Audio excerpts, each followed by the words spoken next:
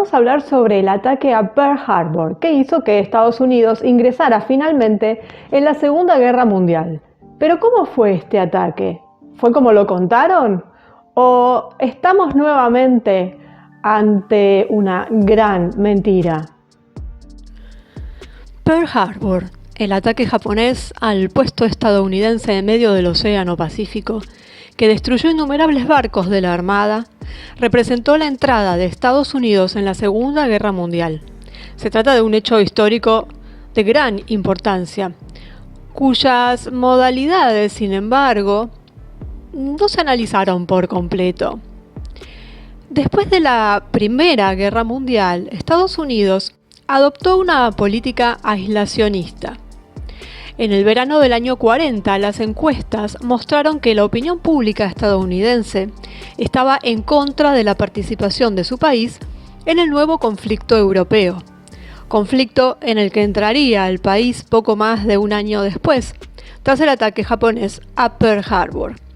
Sin embargo, ya a principios de septiembre de ese mismo año, el gobierno recibió directivas que dejaban pocas dudas sobre la continuación de la neutralidad norteamericana.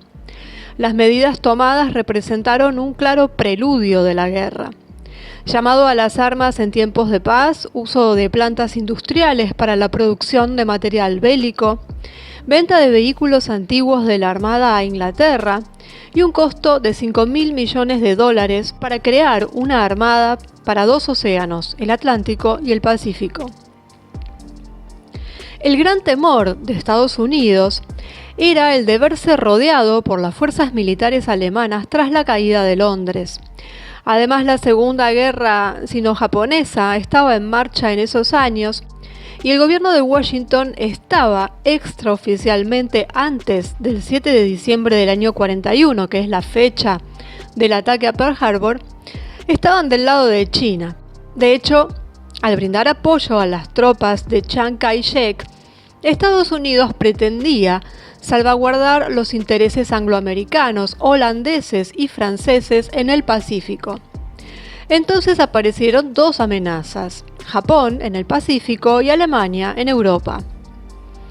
El 4 de octubre de 1940, Roy Howard informó a Franklin Delano Roosevelt que un portavoz japonés estaba pidiendo a Estados Unidos que desmilitarizara 3 bases en el Pacífico: Wake, Midway y Pearl Harbor. Arthur McCollum, el jefe del Departamento de Extremo Oriente de la Oficina de Servicios de Información de la Marina, junto con el presidente Roosevelt, no compartían el pensamiento aislacionista profundamente arraigado en la opinión pública estadounidense. De hecho, en un boletín del 7 de octubre del año 40, mientras la Luftwaffe bombardeaba Inglaterra, enviado a los capitanes de la Marina Walter Anderson y Dudley Knox, ilustró un programa para ser adoptado hacia Japón. En el documento había 8 puntos que informaban de las acciones necesarias para provocar a Japón.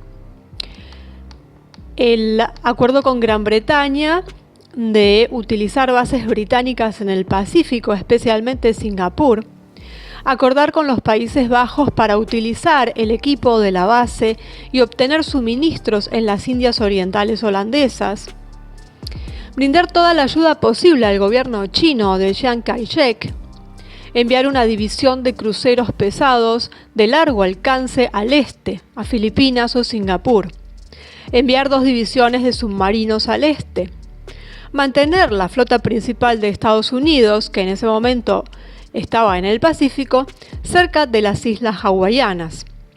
Insistir con los holandeses para que se nieguen a garantizar las solicitudes de Japón de concesiones económicas indebidas, especialmente las relativas al petróleo.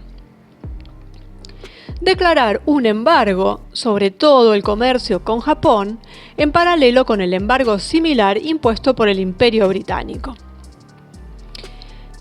El programa fue acogido con beneplácito por el gobierno de Roosevelt y se puso en práctica de inmediato, a pesar de que en público, durante la campaña electoral, continuó tranquilizando a los ciudadanos que no querían enviar a sus soldados a guerras extranjeras.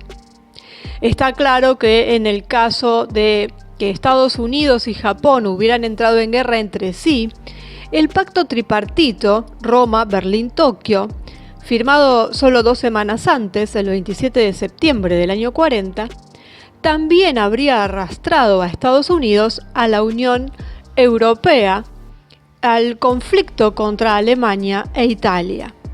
Por Unión Europea, lo que se quiere decir es los países del resto de Europa que no pertenecían al eje.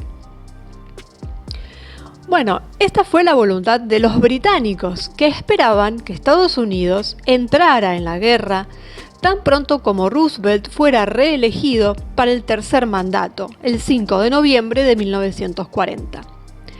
El 27 de enero de 1941, el secretario de Estado norteamericano Cordell Hull recibió un mensaje enviado por el embajador Grew desde Tokio, en el que le escribía a un colega suyo y donde se enteró de los planes japoneses que pretendían sorprender en Pearl Harbor.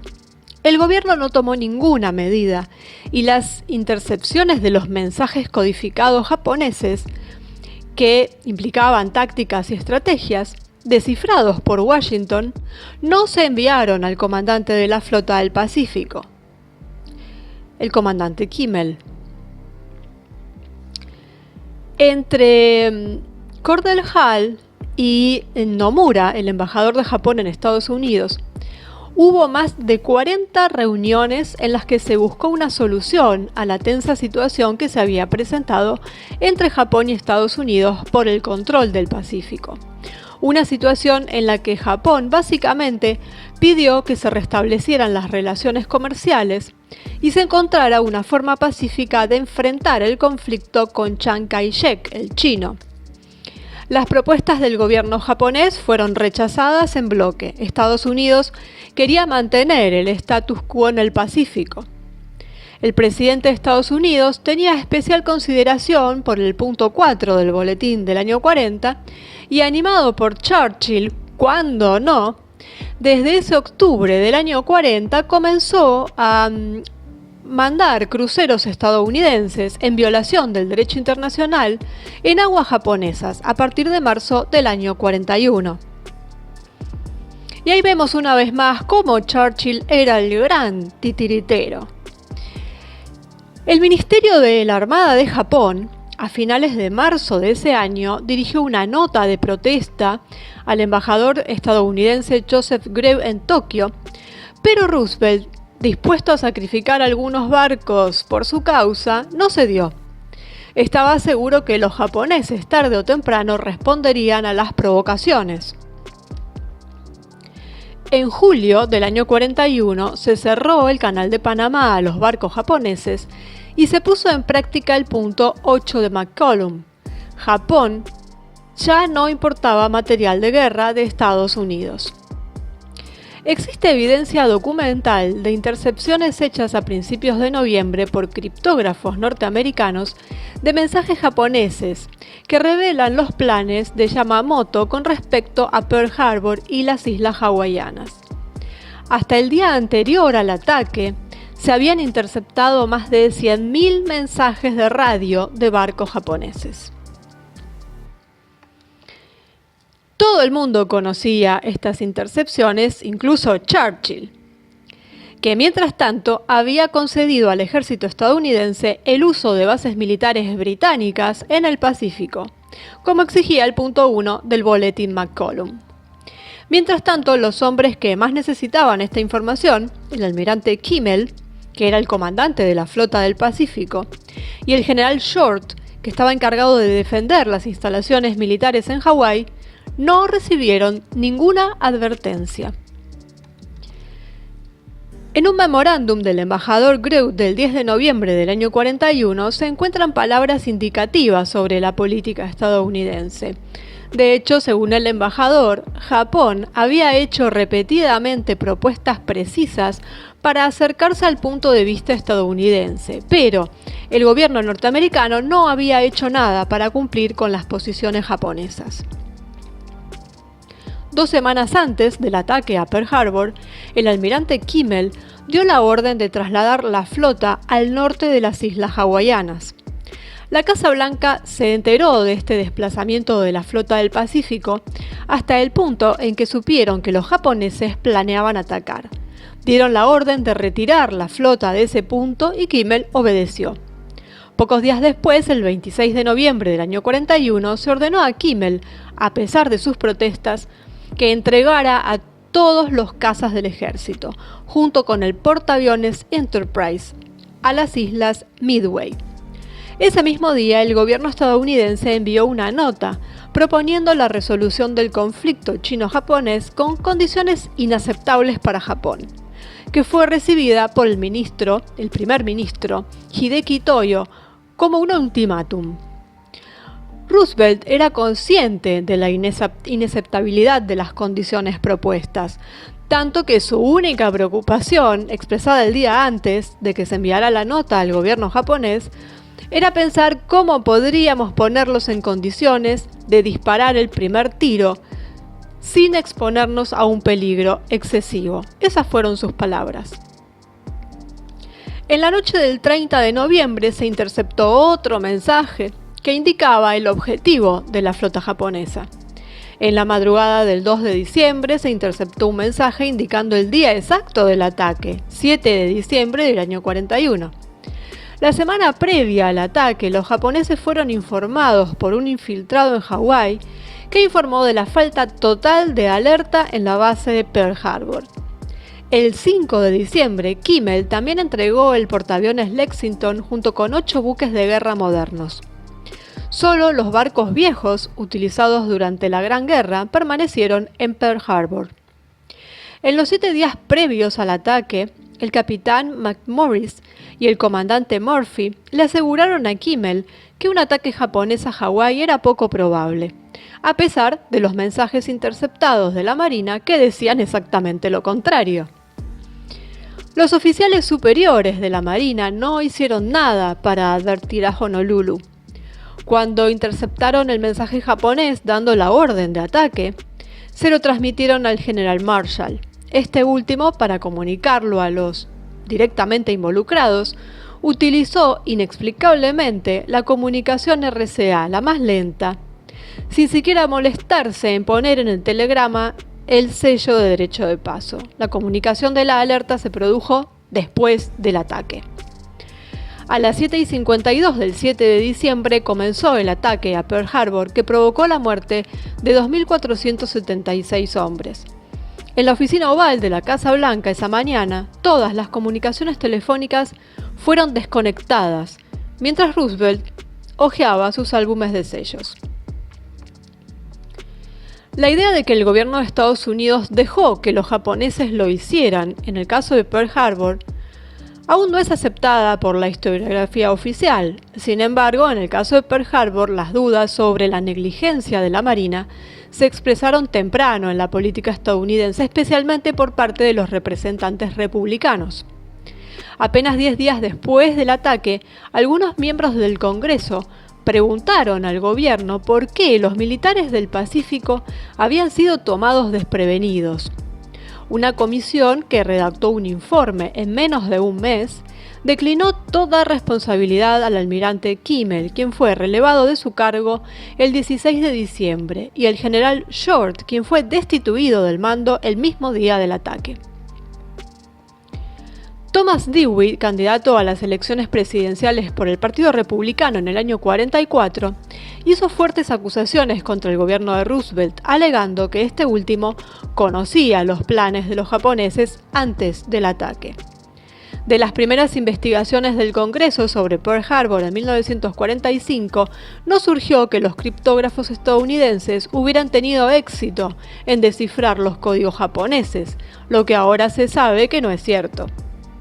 el presidente Roosevelt calificó el ataque de Pearl Harbor como el día de la infamia, el día en que Estados Unidos fue atacado repentina y deliberadamente. Hoy se sabe históricamente que el ataque fue predicho e interceptado con mucha anticipación, pero que el gobierno no hizo nada para evitarlo. Un ataque que, sin embargo, no maduró por capricho japonés, sino consecuencia directa de negociaciones fallidas y provocaciones norteamericanas. Y todo con los británicos detrás, con Churchill a la cabeza. Entonces, como siempre, como también pasó en la anterior guerra, la entrada de Estados Unidos en la guerra fue premeditada, no fue provocada por ningún hecho que los hiciera responder, sino que idearon una excusa, hicieron que otros tomaran una iniciativa que en realidad fue inducida en el mejor de los casos, para ellos poder entrar inocentemente, entre comillas, en una guerra porque no les quedaba otra opción, cuando sabemos que no es así. Querían entrar, pero no querían quedar como los chicos malos, entonces, o la policía del mundo, como siempre se los llamó. Entonces necesitaban una excusa que se la diera el bando de los malos. Y así fue como pasó, y como siempre sacrificando a su propia gente, porque en ese ataque murieron norteamericanos, y eso al gobierno no le importó. No solo no le importó, sino que sabían que iba a pasar y lo sacrificaron. Sabemos además que siempre este tipo de cosas son realmente sacrificios, no en un término, podría decirse, metafórico, sino que realmente sirven literalmente como sacrificio humano. Entonces, por supuesto, le echaron la culpa a quienes estaban en la zona del Pacífico, a quienes les ocultaron toda la información que necesitaban saber. Y como siempre, en estas cosas siempre va a haber disidentes también estamos hablando dentro de los propios militares, o sea, había quienes conociendo esto se oponían, pero que al mismo tiempo mucho no podían hacer o no hicieron. Vaya a saber uno cada cual, ¿no? Por los motivos que sean. Pero siempre hay facciones. Y de este no fue la excepción, por supuesto. Y, por ejemplo, ese fue el caso del almirante Richardson, que no estaba dispuesto a arriesgar la vida de sus hombres dejando una gran parte de la flota estadounidense cerca de las islas de Hawái. Y el problema se resolvió al relevar al almirante de su cargo el 1 de febrero del año 41. Y es decir, todo aquel que se oponga va a ser removido, asesinado o lo que sea. Y en todos los lugares, en todos los puestos en donde había gente que se oponía, se los cambió y se puso a hombres que aprobaban o ignoraban la política que se iba a llevar a cabo. Así que, bueno, una mentira más de la historia, pero que ya casi todos lo conocemos eso, en el caso de Pearl Harbor, ¿no? Nos muestren lo que nos muestren en las películas. Ya se sabe que esto fue una falsa bandera. Eso no quita que los japoneses hayan hecho realmente el ataque, que lo hayan pergeñado, que lo quisieran hacer, obviamente, que hayan matado gente. Pero lo que cambia de la versión oficial es que Estados Unidos los dejó hacer. Es decir, les dejó una zona liberada. Sabiendo lo que ellos tenían pensado hacer, los dejaron, los provocaron para que fueran al área donde ellos querían y se sentaron a mirar, como pasó con el Lusitania en la Primera Guerra. Y fue simplemente eso, que esto fuera algo que los Estados Unidos y que Inglaterra especialmente quisieran, no le quita responsabilidad a Japón. Pero sí es importante saber que no fueron atacados inocentemente y que tuvieron que responder. Ellos lo sabían, estaban esperando que esto sucediera, provocaron que sucediera y se sentaron a ver cómo ocurría para tener la excusa, sin importarles quién moría. Hay un libro muy interesante que se llama El Día del Engaño, por contraposición a esto del Día de la Infamia, ¿no? Que nos cuenta mucho, tiene mucha información al respecto.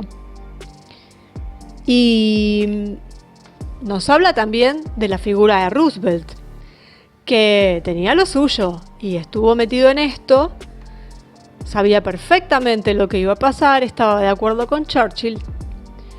Y ahí tenemos a otro más de estos cabecillas, de estos títeres. Algunos con más poder, otros con menos poder, pero todos respondiendo a lo mismo. Y él fue otro más. Claro que de entre todos estos que venimos viendo, Churchill parecería ser el que más poder tenía, el que era títere y titiritero a la vez, y los demás más bien títeres. Pero bueno, también ahí vemos, ¿no? Siempre Inglaterra, y no nos olvidemos de Holanda, siempre detrás, con la diferencia de que Holanda lo hace aún más subrepticiamente, con lo cual es casi un enemigo peor, porque nadie lo considera enemigo, nadie habla de ellos, como si no existieran, pero tienen un nivel de poder, de manipulación, que es igual o superior al británico. Los británicos hacen lo que hacen continuamente y siempre los vemos detrás, pero dejan la marca. Y la podemos seguir y siempre los encontramos. Y los vemos, no les importa, a ellos les gusta también mostrarlo. Los holandeses,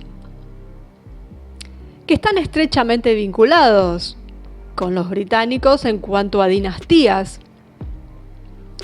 Eso lo vimos varios videos atrás cuando hablamos de cómo llegaron al poder, cómo llegaron al trono de Inglaterra, los propios holandeses. Mucho antes de los Windsor, por supuesto, que son de origen alemán. Pero ahí podemos ver cómo realmente son muy escurridizos y son prácticamente lo mismo. Pero hay que empezar también, si bien ya tenemos conocimientos sobre lo que son los británicos, siempre por supuesto hablando de los gobiernos, una vez que ya lo sabemos eso, pero no sacar el foco de los Países Bajos, porque precisamente son muy bajos, históricamente, y se mantuvo, y siempre están ahí detrás. Si raspamos un poquito, detrás de los británicos vienen ellos, así que acá también estuvieron. Y bueno, así entró Estados Unidos en la Segunda Guerra Mundial, y vino todo lo que vino. Y nos recuerda al evento del Lusitania. Y siempre lo mismo, ¿no? Se necesita una excusa para poder ingresar y hacer de las suyas, y siempre con Inglaterra detrás. Así que, bueno, el ataque a Pearl Harbor, que fue inducido de alguna forma, y que bueno, no es exactamente lo que nos muestran en las películas, por supuesto, como casi todo. Pero ahí estamos. con Estados Unidos ya dentro del conflicto en forma directa, porque antes estaba, pero de forma indirecta. Así que ya sobre el final casi, vemos cómo ellos ingresan y hacen lo que después se llamó la liberación. Pero cómo todo esto está finalmente orquestado. Y ya lo vimos viendo los pasos, llegamos a este punto. Y ya estamos terminando con este ciclo sobre la Segunda Guerra Mundial, no queda mucho más para contar, salvo algunos pequeños detalles y las consecuencias, por supuesto.